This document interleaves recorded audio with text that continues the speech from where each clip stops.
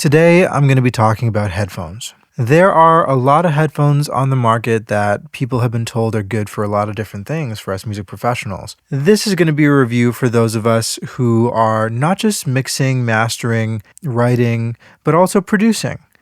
People who are creating, so like I did say writing already, but writing, producing, making music, doing things beyond just the technical stuff. And while this list will be pretty comprehensive, it will have a lot of planar magnetic headphones, it will have a few closed back headphones, it predominantly will be talking about headphones that are not meant for recording. So I'm not going to be talking about the seal or the bleed or how good they are for isolating and all that. I've divided this into 5 tiers today. I have endgame headphones, headphones that you just don't need to buy other headphones if you buy them, in my opinion. I have solid, which are headphones that do serve a lot of really good purposes, but aren't necessarily perfect or like all-encompassing. I have headphones that are usable, so headphones that might have a really good use in specific ways or circumstances, but aren't, overarching and super malleable or adaptable. Then I have headphones that are flawed. They could be good if they just had this, main thing that was fixed or whatever. And then I got headphones that I just wouldn't recommend at all. Headphones that are not it. So I'm going to just get started with the first headphone here in the list. I put them here in no particular order. The first one we have is the Audeze MM-100 headphones. This is actually an ironic one for me because I got to spend a good amount of time with them recently. And I think that they may or may not be better tools than the MM-500s as overall tools for mixing and mastering, even production. My thing with the MM-500s is that they're very, very detailed. They're very, very detailed, which actually makes them quite an incredible listening experience. That has an EQ curve that doesn't suit everybody. And that EQ curve is somewhat similar in the MM-100s, but the MM-100s are less detailed. So it allows you to focus more on the balance, ironically, of the mix and how the mix sounds. So I'm actually going to put this in usable. I think it's very usable. I think it's not as easy to produce music in it. It's not as easy to write music in it. Of course, it's more designed for mixing and mastering. The curve on it's more designed for that. But it does take EQ okay. It can handle a little bit of EQ tweaks and not really be mad at you for it. So for that reason, I'll put it in usable. You can give a little bit of a bass boost, and you're going to hear that bass boost. Now, next, even though I probably should go to the MM-500s next, I'm going to go straight to the HiFiMAN HE600s. I don't know if I cannot imagine, even just as a hi-fi audiophile listener, anybody really thinking these are good headphones. I don't know what the goal was with these headphones, which is really unnecessarily negative to be about a pair of headphones. But these ones shocked me the most out of all these headphones because of how unusable they were to me. They didn't take EQ well at all. They didn't sound good without any EQ either. They weren't pleasant with any genre I tested them with, whether it was spoken word all the way over to orchestral and trappy or cinematic. It just didn't make sense. So I'm just going to go not it. I just didn't have a use for these headphones in any way. So yeah, that's my unfortunate perspective on those. Now, next we have some really famous headphones. Some headphones that I think people have slightly mixed reviews about online. And what I want to start by saying with these headphones is that a lot of people say they're super heavy. A lot of people say they can't wear them for extended periods of time. I think that's very subjective. I think that I personally find them to be rather comfortable. I think that they're quite enjoyable. And after a certain period of time, I don't even notice that they're there. Are they as light as my other headphones are? No, but I think that they're not heavy enough for that to be a problem. So for me, it's not an issue at all. Now, looking at some of the other things like sound, a lot of people talk about how it has to be EQ'd. And having to EQ a pair of headphones isn't the most ideal thing, yes. But I do enjoy the tuning without EQ. I think it's still sonically pleasing. I think it's nice to listen to the headphones. But when you do EQ these headphones, they are insane tools to have in your arsenal. insane to be able to nail mid-range, top end, low end, everything in between. I don't know that there is another pair of headphones that gives me as much as these LCD-Xs give me. And this is in particular the newer LCD-X. I think it's the post 2021 version LCD-X headphones. So I'm going to put this at endgame. Now for this headphone, something that I want to highlight is that it does sound good with EQ, but it takes EQ so incredibly well that it's a blank canvas for you to really paint whatever picture you want with it without running into any distortion, without getting any unnecessary coloration to your sound, and without damaging the headphones. Let's say, for example, you're somebody who really likes bass and has a super sensitive ear gain area, which is between the 2.5K area, which I actually have a super sensitive area or sensitivity to that area frequencies as well. You can boost the hell out of the low end and cut the hell out of the mid-range there, and you still have a tremendously musical and, expensive but not overly distracting sound that's so balanced. And it reminds me the most of the studio monitors that I actually love to work on right now, which are the PMCs that I have now, which I am selling actually, which I can talk about in another video. If anyone's interested in buying them, please send me a message. We're getting some bigger PMCs, but I am selling these. But they sound the most like these monitors, I would say, in its thickness and its definition and its detail and its everything. And you can turn it into anything. If you're a producer, you can get that low end. If you're a mixer, you can get that mid-range and top end. So again, I think it's an end game product. I love it. And that's what I have to say about that. The next pair of headphones, I've heard that these are getting more and more popular. They've had an insurgence, I guess. When I was talking to the gentleman over at Babelor Radio there in Toronto, I don't know if any of you know what that is, but he was very optimistic, enthusiastic about it. I ended up taking them actually to really try them out and figure out what it was that people liked about them. They are dynamic headphones, and I am actually going to put these in usable. These headphones, to me, they're really centered more to production. They're centered more to creativity. They're centered more towards, non-mixing, mastering needs, but they can be used for them. I actually think that there is too much of a detail drop-off for the headphones, these ones, which can cause somebody to pay not enough attention necessarily to, certain details in the music process.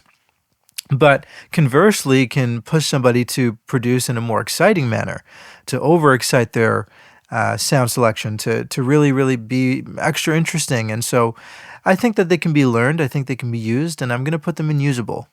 The reason that I didn't put them in solid is because I personally didn't find that they took EQ tremendously well. I thought they took EQ pretty well. But I did feel like I could just hear some audible distortion coming in there when I was changing things in the way that I wanted to hear them. I wanted them to be less boxy, and then I wanted to have a little bit more sub. If I remember correctly, that'd be my experience.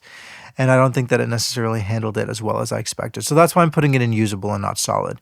But I do think that if you do like the stock tuning on these headphones, you get them on and you feel like that they're on the ballpark of what you need to listen to be able to get some good work. I find they almost sound like if the Focal Alpha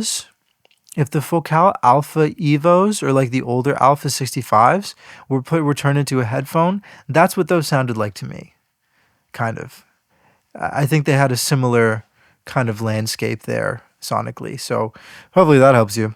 Next, we have the famous Audeze MM-500s, which I've actually made videos on this channel. I was a big supporter of these headphones. I still am a supporter of these headphones.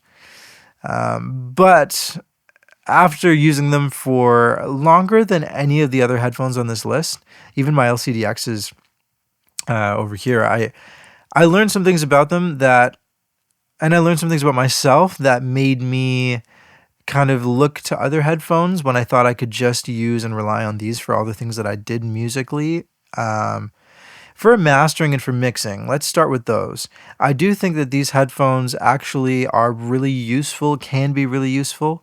I do think that it definitely is going to be a taste thing, and you want it to sound like it makes sense to use stock before you even touch an EQ. I think that's also really important with these. If it sounds good to you stock, then you're in a really good spot. If you got to EQ it, you better hope that it's just the low end, because EQing the mid-range and the top end with these headphones just doesn't work very well.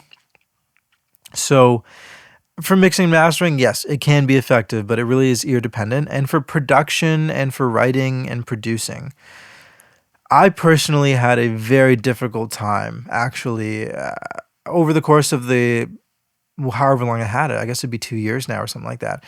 I had these headphones. I've been had these headphones for 2 years, and I don't really pick them up too much anymore. But they really do not serve as a good production tool to me. The curve of the headphone is just too far displaced from what most of the systems that we listen to music sound like, as far as the EQ curve is. If you're somebody who listens and enjoys music in a car, if you're somebody who listens and enjoys music on regular headphones or AirPods or Bluetooth earbuds or whatever it is, you're not going to have a very natural transition into producing or writing on these headphones, because they're designed to sound like NS10s with a sub in them. And the sub that's in them is not that big either. So you're probably going to want to do a little low-end boost or do something to it to be able to get the sound you want. And for that reason, I'm going to put this in...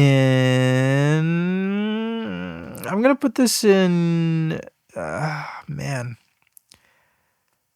I'm going to put this in usable. Yeah, and I'm going to put it before the headphones, because I think that these are a better mixing and mastering tool than the headphones are production and writing tools. No, I disagree with that statement. I'm going to put them there. That's where they're going to be. And I would, yes, indeed, buy the MM-100s before I buy the 500s. That said, as far as detail and having a resolving sound quality and being like super high definition, like ultra HD, the detail and like the character in these headphones, really beautiful. Like it's really a joy to listen to that much detail. It just, for me personally, the ear gain is super high on this. And I use the term ear gain actually because I heard that a couple times talking to headphone guys. I don't know if that's even the right term actually, but the mids, like the upper mids, the 3K, the 4K area on this headphone, I think are really out there. And so if you're mixing music where the vocals are a few dB quieter than the music is, or than the beat is, or than the drums are, like with hip hop or with trap music, you are going to fry your ears trying to mix on these cans if you're not used to that kind of sound, or if it doesn't suit your ear canal. So again, I've talked enough about these headphones. I think you kind of get a picture of it. I'm putting it here in usable. I can't produce on it, can mix maybe, can master, but we're going to leave it there. Next, we have the HiFiMAN Arya Organic. Now, I'd like to shout out Charles at Headphone Shop for really giving me a chance to really get to know these headphones. He was actually really great and sold me the headphones that I have today. But the HiFiMAN I wanted to listen to because of the Mixphones podcast that I tuned into a couple times, because I wanted to learn more about headphones and I wanted to hear some opinions of people who really do this. And yeah, they had some interesting opinions about the Arya Organic, so I went and tried them. These headphones I thought to be really impressive. I thought the weight of them was really impressive. They were light and they didn't sound the way they felt, which was really cool. I find sometimes you pick up headphones and they sound the way that they feel physically. These didn't. They kind of sounded more than what they felt like. And they had a lot of detail. They had a very, normal, a healthy amount of low end and mid-range detail as well.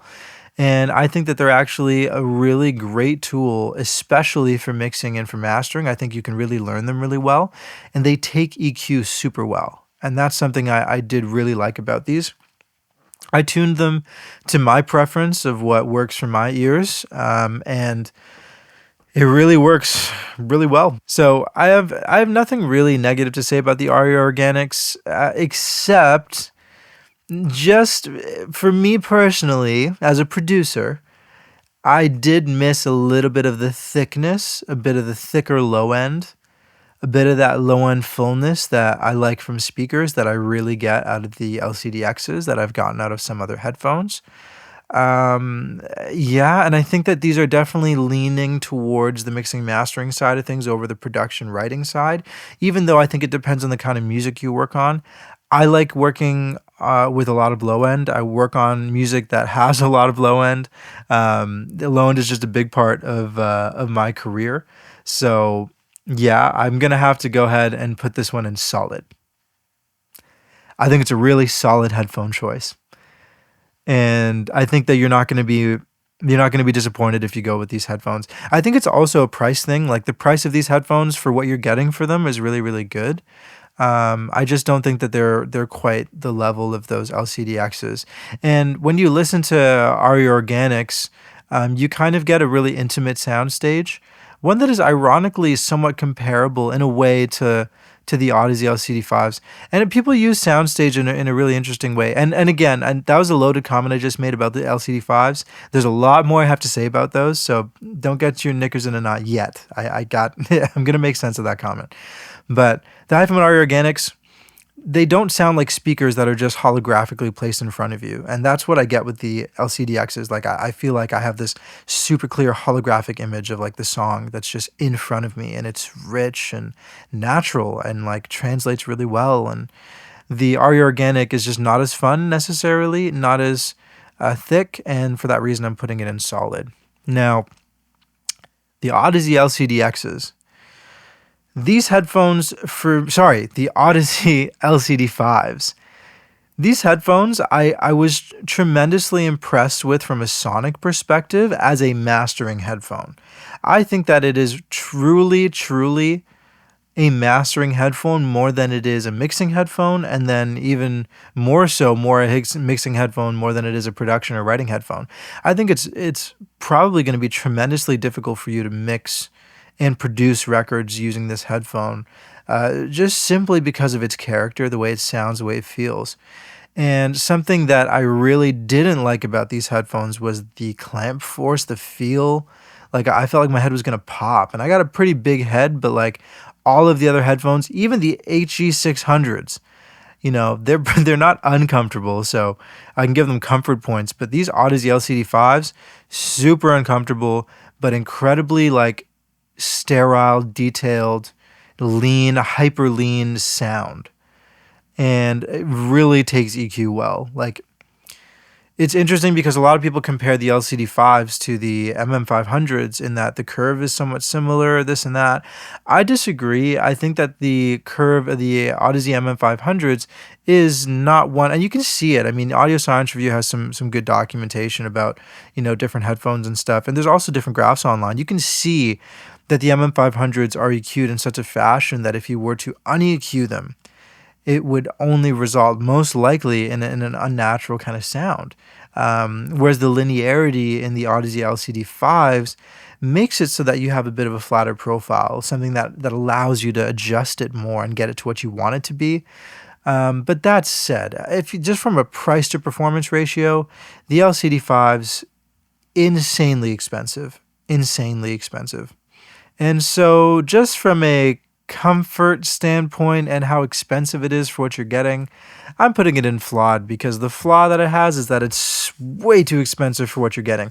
These other headphones will give you, like the MM-500s will give you a really good lay of the land. Even the MM-100s will give you a better lay of the land, I think, overall, as a producer, as a song maker, as a mixer, than just having the LCD-5s for mastering. I don't think that's a good investment, let alone the Arya Organics. Like when I EQ the LCD-5s to sound right, to have a natural curve that made more sense to me it sounded and felt kind of similar to the Arya Organics from a character, like from how lean it was. The Arya Organics were a little bit more neutral, I would say, and a little bit more subdued, but in a way they had similar character. And I would dare to say you get almost the same headphone but way cheaper by going for a HiFi Arya Organic when it comes to the LCD-5. So do with that what you will. Next, we have the Audio-Technica 70xAs. The XAs, I actually strongly dislike as a production tool. I'm going to put these in flawed. I think that they're only, if anything, a mixing tool. I think they can be a mastering tool if you know what's going on, but you can't rescue records with them as a mastering engineer by any means. And I think that you cannot produce on them comfortably, especially if you're doing electronic music or like dance music or trap music, or like it's more for making decisions to fix things in those genres, I would say, because it has a bit of a mid-range highlight to it and because of how lean it is. Now, it is super light and it's actually pretty comfortable, so I'll give it that. It's one of the more comfortable headphones that I've used in the whole bunch. The Arya Organics are also really comfortable. The LCD-Xs are really comfortable. The MM-500s are comfortable, 100s. Honestly, everything's pretty comfortable except for the LCD-5 so far, but I digress. The Neumann NDH 30. I know a lot of people like to use these headphones. I know a lot of people have had success in different ways with them. I personally think that there's a major flaw with these headphones. I think that big flaw is that the low end is just not very good. I think that it's not very reliable. The mid bass and sub bass are both not very natural sounding. And if you try and EQ these headphones, I think that they take EQ really poorly compared to a lot of the headphones on the list. Conversely, if you're looking to produce on them, I think you might end up having a lot of sound selection issues. Now, where these headphones can be useful and where I think that they actually are okay is that their mid-range is pretty good and their top end's pretty good. I think that if you're doing music that isn't very like heavy or doesn't have a lot of subs or doesn't have a lot going on at the low end, I think you could really learn to utilize this. I think you could learn to use it and learn the curve of it and learn to make it work for you. But I do think it's flawed in that way. I don't think it's necessarily worth it at that price point, especially. If I remember, I got like mine were $900 or something like that used. Like, you know, even if they get them brand new or used or whatever it is, they're a lot more expensive than some of the better headphones I think that are on the list. So I can't justify it. I'm going to put them in flawed. I would like to talk about a weird planar magnetic headphone now that I don't think a lot of people even know about. I found out about these headphones because I was honestly just curious and going through Reddit and looking at what everyone was talking about with their headphones and their headphone journey, and what it is that was working for them. And someone randomly brought up Avantone Planars, and I was like, that is so random. I've never heard of this, and I like Avantone as a company, and I think that it might be worth it to investigate it. So I did. I got a pair to try. And they, of all the headphones on the list, I probably tried these ones for the shortest amount of time. But I got a lot of information from them about them through that process. And I'm actually going to go ahead and put these headphones in the usable category.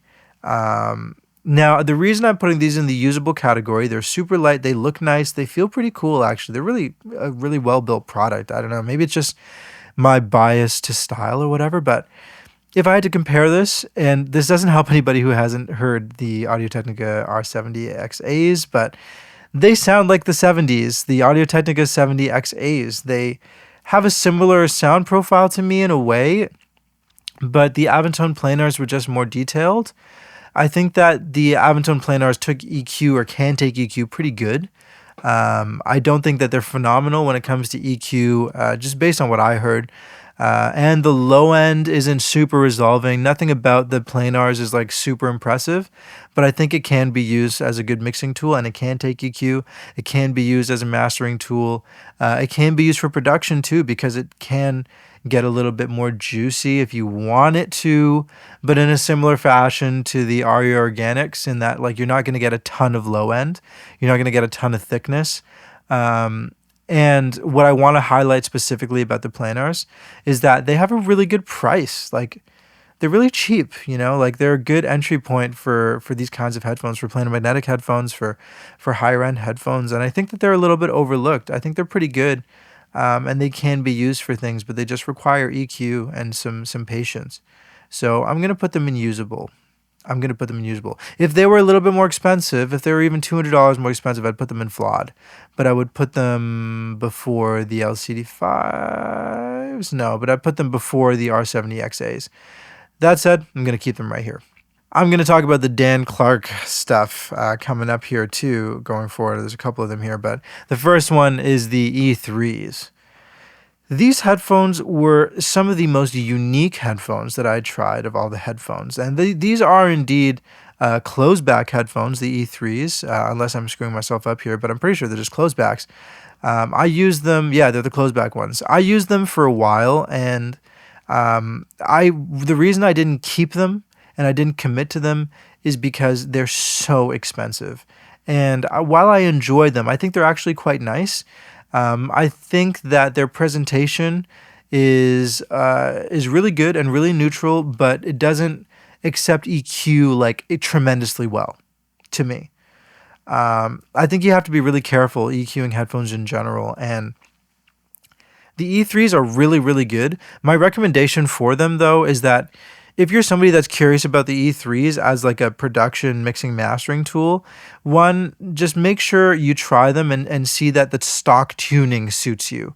I think these are headphones where even though they can take EQ, I think it's important. They are closed back, so you're not going to get that flexibility and the distortion there. I could just hear that, they weren't taking EQ as well as they could have, so especially at that price point.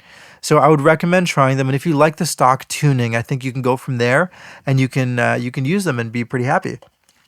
But if you don't like stock tuning on these, then I don't think they're for you at all.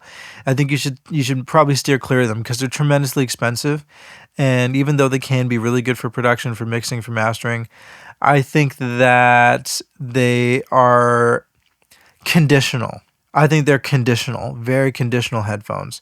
So for the price to performance, I'm going to put these here because I think you can get more out of Dan Clark E3s than you can from Audeze MM-500s. But I think it's not worth it at that price point, and you're actually better off getting like the MM-100s or Head 1s, Head D1s instead. So yeah, hopefully that was good. But anyway, next is the Sony MV1s. Now these headphones don't really fit all the way in terms of the price range. It's a little bit cheaper. I think it was like $450 or something like that Canadian. And all the prices, my goodness, all the prices that I've talked about, if any, were Canadian dollars. So I should have probably evaluated that for you guys in the States. And most of you guys watching are from the States, so I should probably be better with that. But the Sony headphones here, the MV1s, I actually was kind of pleasantly surprised by them. They're really good, and they actually take EQ pretty well too. They're good headphones, and like to me, what they sound like, if you like Audio-Technica stuff, if you like the M50Xs or the M70Xs, you'll like these, I think, because they have a similar character. Sonically, they feel kind of the same. They just, for me, are not at all production ready. I don't think that they're good for production. When you EQ them, they can get better for it. But I don't think that you can make super, super educated sonic decisions on them creatively. But on the bright side, even though I said I wouldn't be talking about recording, you can use these to record. These are closed back headphones, so they have multi-purpose use, and you can use them however you want. So that's kind of a benefit, and they're cheap. I wouldn't feel very good recommending them to anybody for any one thing that they do besides the fact that they're cheap and can do those things okay, considering. So you know what? I'll put these in flawed because no, they're usable, man. They're usable. I don't know why I'd put them in flawed because they don't really have like serious flaws. They're just not as well usable for everything. Yeah, these are pretty good. So the next ones that I'll talk about here are the Dan Clark Noire X's. Now, this is one of two Dan Clark ones, and I'll actually skip ahead and do the XOs right after so that I can talk about them both. The Dan Clark Noire X's are their other closed-back headphones that very closely resemble the E3s. And there was a brilliant gentleman in California, actually, that raised me, or brought these to my attention, that raised these headphones. in conversation, if that's the right way to say that. And I didn't know about the Dan Clark headphones until he told me about them, but what he had to say about them was really interesting. He said that these headphones, they follow the Harman curve, and they have a really subtle kind of way about them. He said the Audeze headphones, in his experience, are very are like a spicy or hot and honey pizza, whereas like the Dan Clarks are like eating a Caesar salad. And I thought that was so interesting, but it was so accurate. The Dan Clark headphone lineup is like eating a Caesar salad. It's crisp, it is not heavy, it is meat-free, and it is succinct and very micro-detail-y and very, very quick. Now, the Noire X's, I actually think, are pretty good. I actually think that they're quite usable. I think that you can use them for production. You can use them for a lot of things. I think it's really a taste thing. My only thing with them is that they do distort a little bit. You can hear some distortion, but it's actually not crazy. They distort a little bit, but not so much that I think you should turn away from them. I'm almost tempted to put them in solid because they're good and they sound good, and I think you can get good results from them. They're very neutral, they're very honest, and I think for a lot of genres, they're actually a really good choice. So I'm going to put these actually in solid because I actually like them. And I think that there's a lot of people that'll find a lot of joy listening to them. I would highly recommend you try them if you're not familiar with the Dan Clark brand. I would easily put these above the E3s because they're very similar sounding to me. Just the Noire X's have a different sound stage that I think is more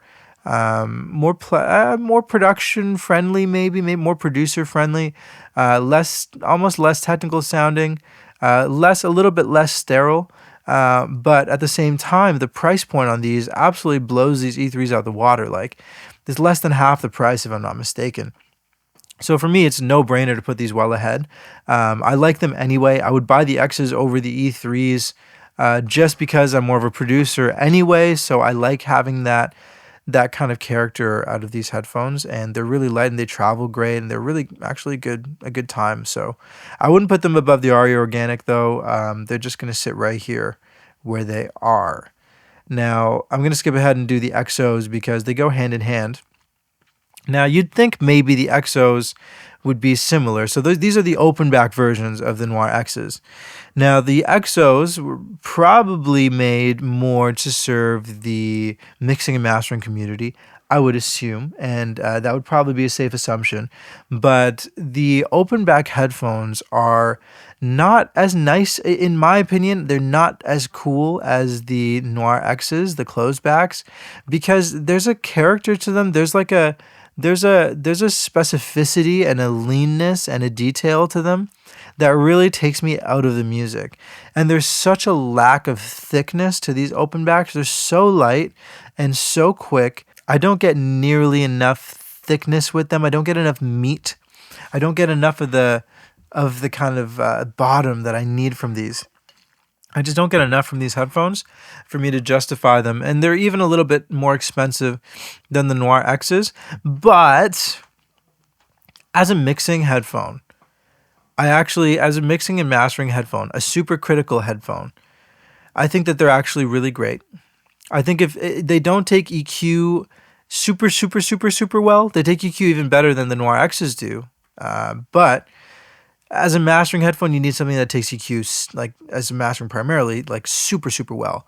So, in my opinion, unless it's tuned perfectly for your ears, which is most likely impossible. So the Dan Clark Noire XOs, I would say, are going to be in the Dan Clark Noire XOs. I'm going to put them in... You can't produce on them at all. And I didn't really like them. I'm going to put them in flawed. And I'm going to put them ahead of everything else. Because their one flaw is that the low end is just too thin. Like, their closed backs have just enough low end that I can accept what they're doing. But the XOs just have none. They're so lean.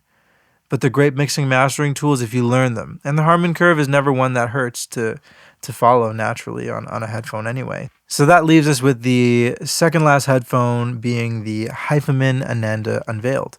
Really, I'm so curious about the HiFiMAN stuff. I don't think anybody has even considered mentioning these headphones to me or anybody else before those two Mixphone guys did. And I would have liked to try more of their headphones, more of the HiFiMAN headphones. But unfortunately, the only ones I really have real experience with are the Organic and the Unveiled. And I honestly, I'm really glad that those guys brought these headphones up, because the HiFiMAN Ananda Unveiled, to be frank with you, is an endgame headphone to me. This Ananda Unveiled headphone is tremendous. For the price, the look, the lightness, the character, the excitement, it's production ready, very minimally requiring EQ, if any. It's a special headphone. I was the most impressed with this headphone because I expected the LCD-Xs to be amazing. I didn't expect these to be amazing. I didn't expect them to be better than the Arya Organics. I didn't expect them to require so little EQ. I didn't expect them to look and feel so cool. They're just really good headphones. The low end is really good. It's really like round and it's big and it's like a magnifying glass for low end. The mid range is awesome. The high end it sounds like a speaker. It's exciting. They have that kind of like vibe to me in a way. They're really good, and you can mix and you can do everything on them, and that impresses me so much. I really like them. I can't think of a single flaw in them. I can't think of a single downside. There's only upsides with this pair of headphones. The only reason I'm not putting them even before the LCD-Xs is because I think the LCD-Xs are more malleable. They have a little bit more detail. I think as a mastering headphone, as well as everything else, you're getting like more of a guarantee from the Audeze LCD-X performance. I think that getting that level of maybe like getting that malleability and uniformity and just like Play-Doh like playback from a headphone is important when they're headphones that are doing everything. But I mean, that's me really reaching for a reason to not put it first. Like the price point, like it's just there's no reason you shouldn't get this headphone. So hopefully you get to try it. Again, try before you buy, but I'm a big advocate for it. Now the last headphone that I've got here is the Sennheiser HD650. Oh yeah, the HiFiMAN Ananda Unveiled takes EQ super well. I just got to add that as well. It takes EQ tremendously well, so that's great. So the last headphone that I have here is the Sennheiser HD650s. I know that these are a beloved studio headphone, and there's a lot of things I could say and that I would like to say about them. There's a lot of things I like about them.